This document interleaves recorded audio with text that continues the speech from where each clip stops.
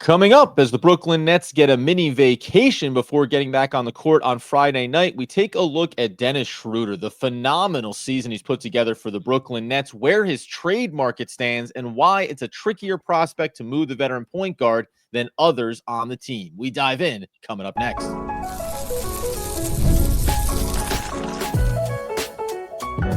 You are Locked On Nets, your daily Brooklyn Nets podcast. Part of the Locked On Podcast Network, your team every day.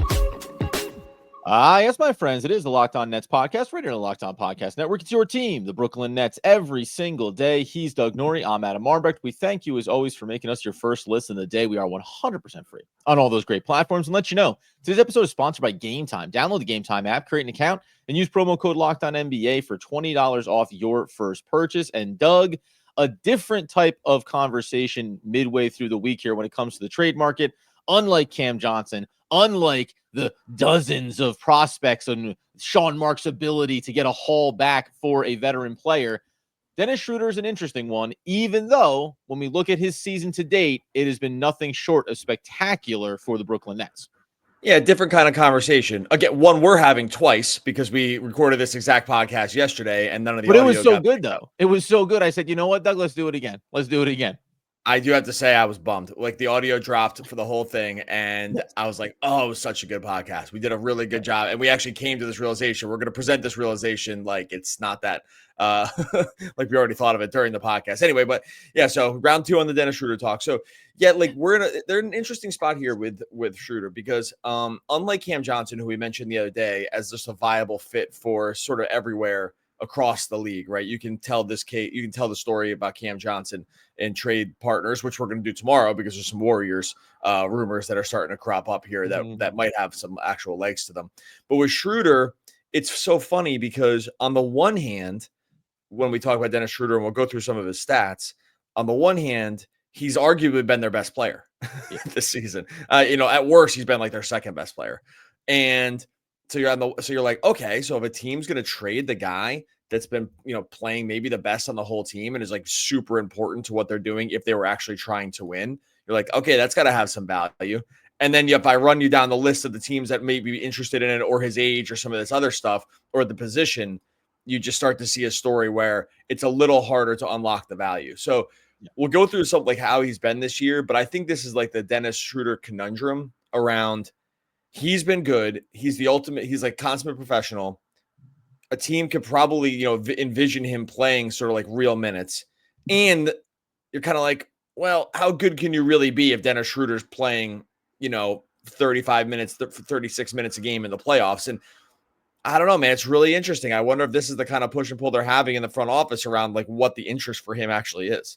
You could have like a 10-14-ish kind of record, and you know what I mean? Pretty exciting, be in games. You might be on the outside looking in for the playoff push. Yeah, and that's the difference too, because as we look at the stats, the first one, though, there are ones that jump out for his career numbers and how impressive it's been. 34 minutes a game is one of the first ones that jumps out because that's how much he's been playing for the Brooklyn Nets, and we know that's how critical he's been. And that might be one of the first hurdles to get over. Well, he's not playing 34 minutes for team X, Y, or Z, right? It's hard to look at him and just translate these numbers. So even though you have to maybe look past the almost 19 points per game, which would be second highest in his career, you have to look at it from a true shooting percentage, 3-point shooting, right, from the field, the assist numbers, and all of those things, and say, the value is in the quality of his play, regardless of how often he's on the court for, whether it's in a starting role, whether it's coming off the bench. And that seems to be more than likely where we would think he would be. A bench guy who elevates significantly what you get, even if it's going to be 20 minutes a night as opposed to 34.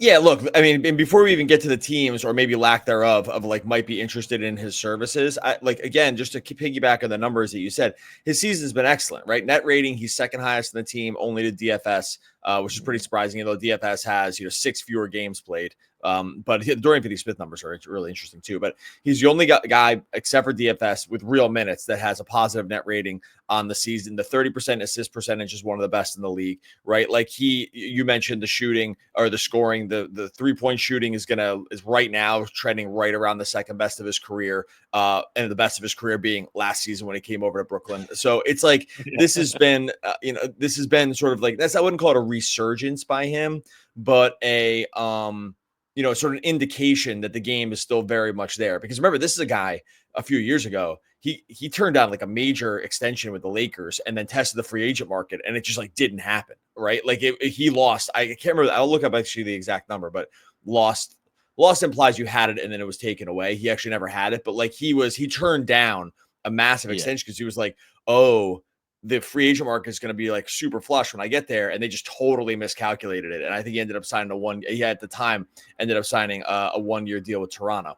And so, you look at this, it's like a really, really weird career for this guy, right? He's been on a ton of teams: Atlanta, OKC, Lakers, Boston, Houston, back to the Lakers, Toronto, now Brooklyn, and then probably a new team either this year or last year around a guy who everyone kind of agrees is really good on the international stage, really shines because of the way his game translates to that venue.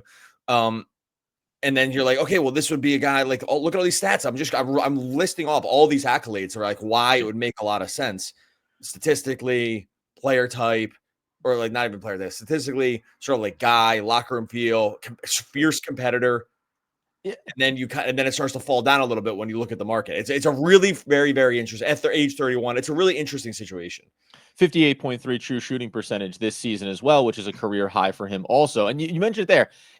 This is, I think, as we get into the teams or, the lack of the market that may or may not be there for him and what it's going to mean for Sean Marks and the Nets. I'll just say, like, all of those things, because the intangibles this season has also been valuable because he's a veteran leader for this young group. That may not matter as much when you go to another team, right? What he provides for the Brooklyn Nets in their current state seems very much elevated or heightened because of all the young players they have, because of some of the teaching, the knowledge, the coming out in Jordi Fernandez style of we want to be gritty, want to pick guys up full court. He's not a veteran player that goes, really, full court pressure defensively? I mean, maybe one of the young guys goes and does that, and I wait for them. No, he's the guy that leads the charge, has that. I mean, I got to assume he's using some type of brightening stripes or something, but that smile on his face when he's playing the game, going toe-to-toe with guys that 99 times out of 100 are bigger and stronger and have more weight behind them, and just kind of has the right attitude that you want for a young, gritty team like the Nets are trying to cultivate. That also probably means a little bit less to a veteran deep playoff team that's saying, and we also just need the guy that fills in box X, Y, or Z. Great grit vibes, all those things. We're talking about championships, and that's a factor, unfortunately, that you can't drop into the bucket of here's the extra value he brings to you if you trade for him. Coming up here in a second, who would trade for him? And why is it a tricky market, not only from a fit standpoint, but also even the expiring $13 million contract presents some problems potentially. We'll get into that here in just one moment. All right, before we get to that, tell you about our friends over at FanDuel. Look, you're ready to tackle the NFL action with FanDuel, America's #1 sportsbook right now. New customers, give about $5. Ooh, I got excited there. $5. Get $150 in bonus bets if you win. NFL, NBA, it's all there in the FanDuel Sportsbook app. Gives you everything you need. Put live bets on the NFL, on the NBA, all in one place. Maybe you get that hunch in the middle of the game. You check out the latest stats. Maybe you just want to head on over to see what's happening with another New York team here in the NBA Cup. Knicks -7.5 facing off against the Hawks. I think I'm probably going the Knicks on that one. Knicks -7.5 over at our friends on FanDuel. You get started with $150 in bonus bets if you win that first $5 bet. That's FanDuel.com. Never waste a hunch. Make every moment more with FanDuel, an official sportsbook partner of the NFL. And when you're done with that, head on over to our friends over at Mint Mobile, the big wireless providers. What you see is never what you get. Somewhere in between the store and your first month's bill, the price you thought you were paying magically skyrockets with Mint Mobile. You'll never have to worry about those gotchas ever again. When Mint Mobile says $15 a month when you purchase a 3-month plan, they mean it. Look, say bye-bye to those overpriced wireless plans, those jaw-dropping monthly bills, and unexpected overage. We've all been there when we got those surprise bills in the mail from the wireless company. Mint Mobile is here to rescue with premium wireless plans starting at $15 a month. All plans come with high-speed data, unlimited talks and text delivered on the nation's largest 5G network. That's check. Get this new customer offer and your new 3-month premium wireless plan for just $15 a month. Go to mintmobile.com/LockedOnNBA. That's mintmobile.com/LockedOnNBA. Cut your wireless bill to $15 a month at mintmobile.com/LockedOnNBA. $45 upfront payment required, equivalent to $15 a month. New customers on the first 3-month plan only. Speed slower above 40 gigabytes on unlimited plan. Additional taxes, fees, and restrictions apply. See Mint Mobile for details. All right, as we continue today's Locked On Nets episode, talking about Dennis Schroder, talking about his incredible value and whether or not that incredible value translates to every team across the NBA. When we look out at the landscape, the first problem is when we compare him relative to Cam Johnson is point guards are kind of around. There aren't a ton of teams that look in their backcourt and go, shoot, if only we had a veteran point guard coming off the bench or otherwise. Which there is a certain irony to that, I always think, when you look at the Brooklyn Nets and say, that's the thing that they always lack, is having a pure point guard, someone that can facilitate and set the table. So this market, unlike Johnson's, significantly tighter, though there may be a couple of teams that if you squint, you can see the value for them in Dennis Schroder. All right, let me just hit this lightning round style because this is going to really illustrate like sort of like where the market might not be for Dennis Schroder, unlike Cam Johnson. Yeah. By the way, if just get rid of Cam Johnson and Dennis Schroder and the tank is on, like they're so much better with those two guys in the court, dumpster fire with those two guys off the court. So that should be all good to go if these guys are just off the team. But real quick, running it down. So right away, when you look at across the NBA, teams that would be traded for Schroder are teams that are like good probably in the playoffs. And need some kind of point guard help. Like those are the boxes checked. The contract's not that bad. Although, as Adam pointed out on our Lost podcast yesterday, which I'll just give him credit for, it's like the money, you actually wish the money actually was like either a little bit less or a little bit more when it comes to matching his salary. So it's like a weird $13 million contract that's really not all that tradable. Like the 20 millions are where you get in sort of the 20 million above, I think is where you get into the sweet spot. Okay, so let's go through these teams, right? Teams need a point guard, or maybe need a backup point guard and are willing to unload assets. Okay, OKC kind of set a point guard. Maybe they could use a backup. I mean, I'm not sure. Memphis, they're pretty much set. They have a backup point guard in Pippen and they have Ja. Houston Rockets have plenty of guards. Mavericks have plenty of guards. Warriors, we're going to talk about them tomorrow because they've been a team that's come up, but not around Dennis Schroder because they have a point guard. Maybe you heard of them. Clippers, they have a point guard who used to play for the Nets. Nuggets, Schroder doesn't really fit, and they have Westbrook already coming off the bench. Lakers, I mean, maybe kind of. I'm not really sure that's a fit. Timberwolves, nope. Suns, nope. And then it's kind of the Spurs, they have Chris Paul and Trey Jones, and then none of these other teams, all the rest of these teams kind of stink. That's the West. So what do we say? Like one maybe, like one maybe from that group. Then you go to the East. Cavs, nope. Celtics, nope. Magic, this is the one that's a maybe. I'm going on the Eastern Conference standings, by the way. Magic, this one's a maybe and an interesting one, I think. Knicks, Heat, they look like they might just be selling Jimmy Butler, so it doesn't seem like it. Bucks have nothing to give. Hawks have Trey. I mean, and they have they have Dyson Daniels. Yeah, maybe that's a thing. I'm not sure. Pacers, nope. TJ McConnell coming off the bench. Plus they have Hallie, and then Bulls, no, and then everyone else stinks. That's the whole NBA, folks. Like that's kind of everybody, right? Like that's and we kind of had a couple maybes, and so I don't really. I mean, when you hear that list. Like what? I mean, how does it make you feel like there's going to be like this robust trade market for him? Even though, look, we gave him all the accolades in the first sentence. It's not him. It's like this is a logistics thing more than anything else. By the way, I think this is the exact same reason why a handful of years ago when he was like, no, I'm going to market, it's going to be robust. It's almost the same problem that he had back then. It was like, well, there's a lot of options. So are we going to overcommit to you? Because for all that we're praising Dennis Schroder, he's obviously not a superstar. Okay. So he falls into some lower tier where perceptually teams are like, no, we're not going to overinvest. And I actually think that he falls victim to that, like a lot of players do. Perception around the player versus maybe just, hey, look at what the value is that he brings. I think once you get earmarked as you were drafted here, maybe you're better more internationally, you're not as good at the NBA level, you're better off the bench than you are as a starter. Like once you get labeled as, great contributor, not a requirement or not a cornerstone. And I'm not saying that Dennis Schroder is a cornerstone, but once that happens, that dictates your market and it dictates how willing teams are to pay you. And by the way, it's why guys like Tyus Jones end up signing vet minimum contracts borderline after having seasons where you think, oh, here's another guy that's going to go to market and really see his value shown across the league. So I think in some ways it's being marginalized around these other positions or around superstar talent.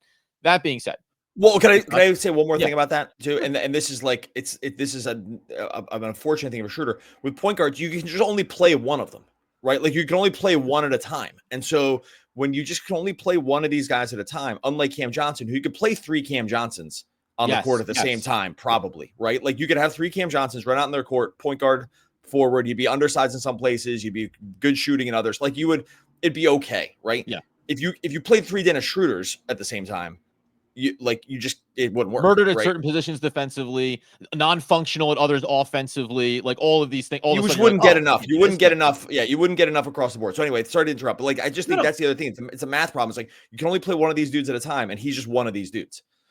And so from that standpoint, yes, it is. It's disheartening is the wrong way to put it, but it's disappointing that when you think about trading Dennis Schroder, it's going to be a lot trickier. And on the back end of this, as Doug gave me some flowers, I'll give him some flowers. There was really the outcome of this does feel like it may be more geared towards a non-trade result than it is actually about the market. Because what are you looking for in these trades as well? One, you need to have at least a few teams, like what's happening with Cam Johnson, where it might be more than just a few, coming into the conversation. Hey, we're willing to give something great. A little bit of a bidding war is going to brew up here.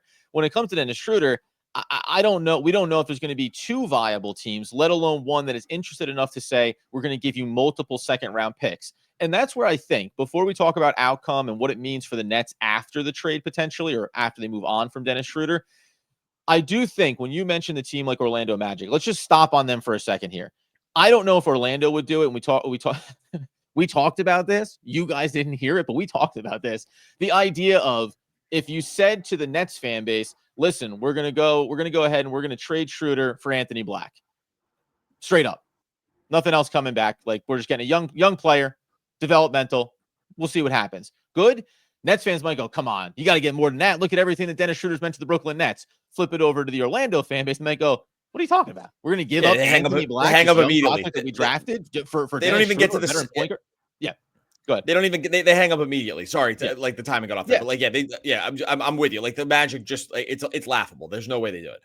And that's where, like, so a team that we think when we look at them, we go, oh, maybe there's something here. So maybe get into Cole Anthony's other options, but there is that push and pull as well about other teams and where they are and whether or not they look at Dennis Schroder and say, like, that's what it is. Hey, we're a playoff team, but we want to make the conference finals. We're right on the edge of the playoffs, and we want to cement that and make ourselves dangerous.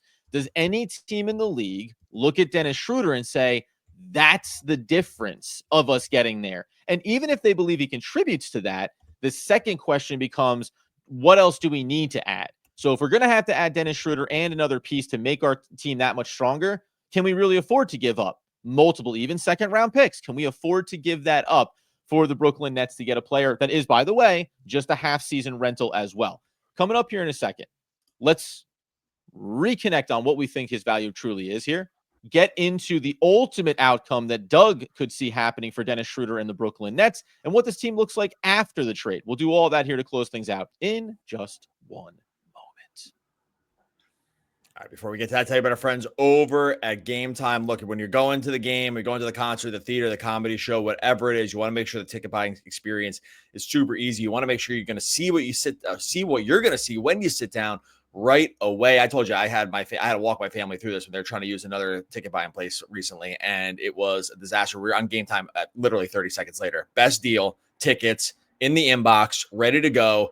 It was just the best experience you can have. If you go to Gametime right now, they got the Gametime picks, so they're going to be able to recommend stuff to you. They have the super deals, curated deals, seats before you buy. Like I said, lowest price guarantee. They got the event cancellation, job loss protection. Oh my gosh, hope that doesn't happen. But Gametime still has you covered.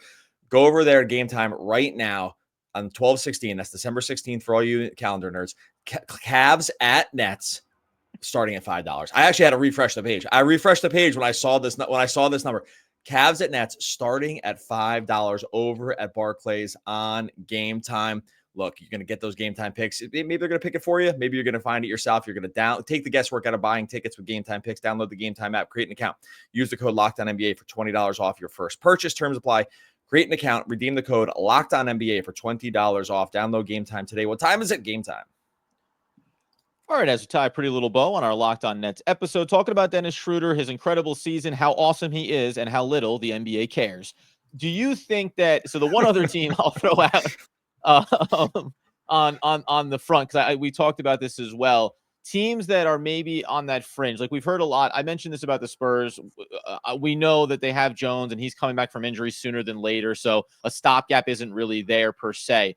Do you think there's any teams that look at Dennis Schroder like we once talked about, and like some people around the league were saying, Well, will Dennis Schroder be here beyond this season for the Brooklyn Nets? Could they consider extending him and then having a value in a contract of a few years going to 32 and 33 years old? Is there any team that is not, and I look at the Spurs currently with Chris Paul, but he can't play until he's 90, we don't think.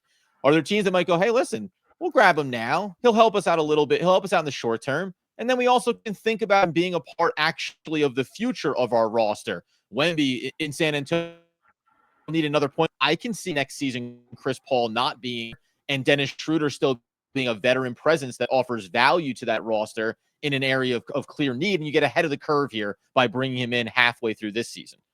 I think if you're in that case, you're just like waiting for next year. I just don't think you want to just ship out even like a second round pick for a situation like that. I think you're probably just holding the line and just saying like, look, he's going to be a free agent.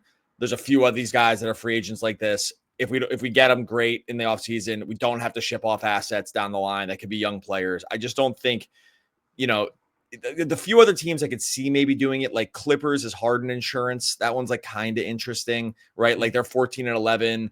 They kind of have to win. He could be a floor raiser. Like, I think that one's like, I'm not even looking at like whether there's even functional trades here. I'm just like saying teams that I could even tell like a little bit of a story around getting ahead of it. Clippers make a little bit of sense to me. Like I said, the Lakers maybe a little bit, depending on where they kind of see where they are, because but I'm not even positive about that. The rest of it, and like I said, Orlando, I do think Orlando was interesting. We spent more time on this yesterday. We spent more time on this on the Lost podcast, but it's worth mentioning here.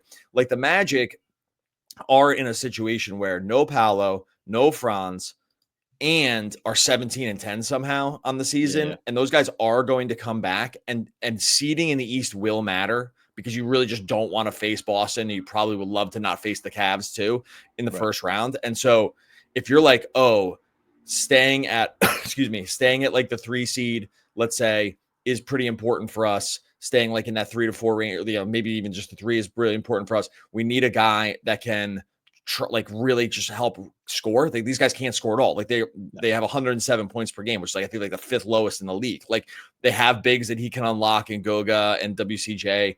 Like there's like real functional reasons I think to bring him in. They haven't loved Cole Anthony this year. Anthony Black played pretty good the other night, but like he's like kind of not it. He doesn't shoot threes ever. And so I think there is a nice story to tell, I think, with the Magic. Again, whether or not they would want to do it or whether or not they want to tread water, I can make pretty easily more than any other team in the league, make a strong case for why the Magic should do it, because they need to score. They have bigs. They can run pick and roll. He can shoot. They need to be good here for a while, for the months until they get these guys from these oblique tears back, right? Like their 2 best players. Does that make sense? Like this, I think the Magic makes a ton of sense. Like they should probably get out ahead of it. I don't think they will, but they should probably.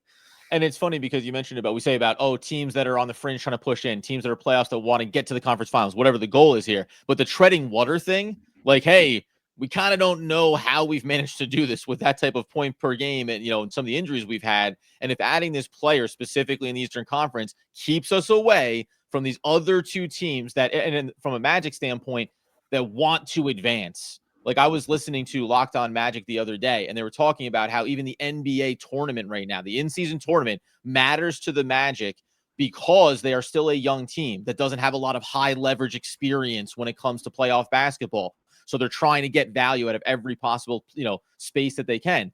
Listen, if we can get a first round series against a lower opponent because we're a top 3 seed, that matters. Get through the first round, build up some reps, and then try to take that and carry it over to what are going to be difficult matchups no matter what. So and the Magic have like a bunch of like 2 guard guys that can play like pointed attack defender that can like sort of just be okay. We're like, they have Suggs, who's awesome. They have Anthony Black. They have KCP, right? They have these other guys that can kind of like play the 2 next to him really well. And like I said, they have big. So I don't know. That one makes a lot of sense to me. Once I saw that one, I was like, I think they should just do it, I think. But I don't know. That we'll see.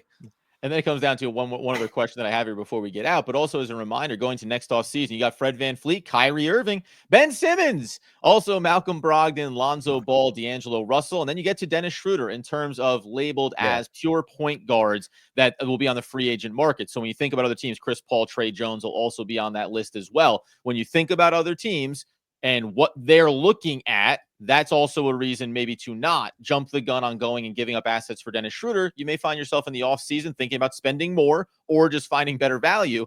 And ironically, that better value may actually still be Dennis Schroder, because ultimately, to close out the show, what do you think are the chances that Dennis Schroder actually gets traded here? What do we think are the chances that he's not a Brooklyn Net after the trade deadline? Yeah, so I think those are a very good qualification there between him. Oh, after the trade deadline. Okay, so after the trade that he's here or not. Yeah.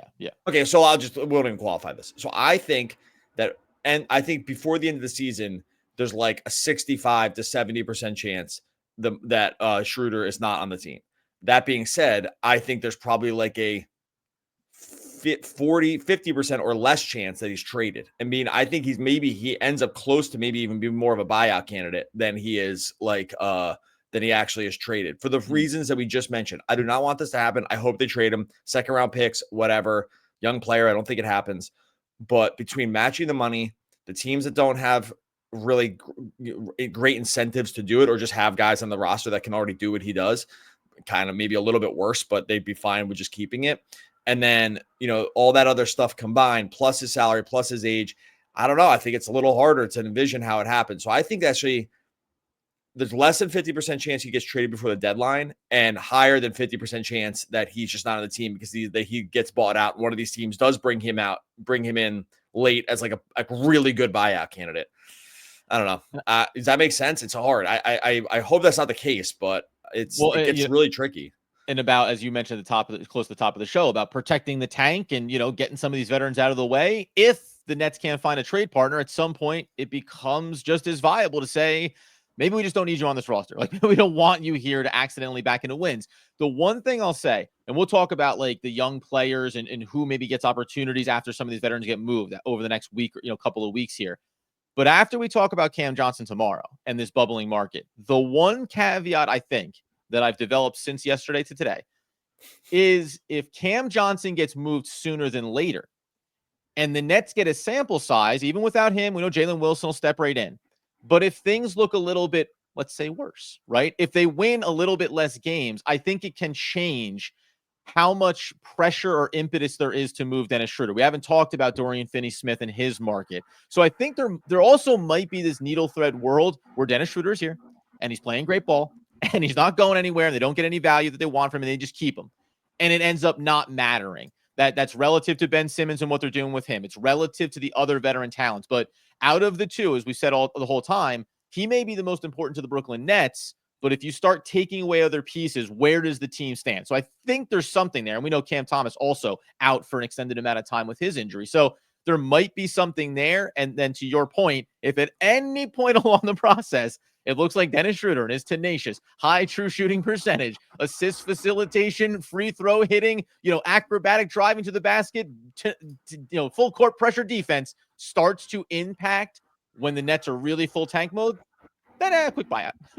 Quick buyout hit the market, and he ends up signing, by the way, down the stretch as a veteran point guard on a team in the playoffs. And then all of a sudden we'll see his true value, because the frenzy will come for the talent. It is associated with assets and money. But if I can sign Dennis Schroder to a veteran minimum at the end of the season, oh, baby, am I excited about what it means for my playoff opportunities.